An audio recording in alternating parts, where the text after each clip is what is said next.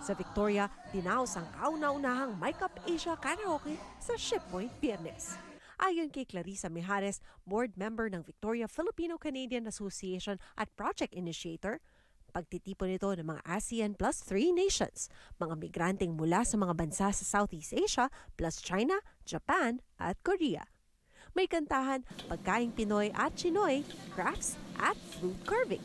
Ang Victoria Filipino-Canadian Association at ang Philippine Bayanihan Cultural and Housing Society ang main proponent ng grant through which nagkaroon ng Asia in Victoria. So kumbaga, kung wala yung dalawang Filipino non-profit na ito, hindi mabubuo yung Asian Collaborative. Ani Mijares, nais niya at ng kasamang si Kirsten Ma na itaas ang community spirit sa Victoria. And the idea behind it was that we wanted to bring together both members of our Asian Collaborative with kind of the broader community to do some kind of interactive event together. Ayon kay Melissa Badwa, chairman ng Victoria Filipino-Canadian Association, 1969 pa lang, naitaguyod na ang VFCA ng mga live-in home care staff na Pinoy.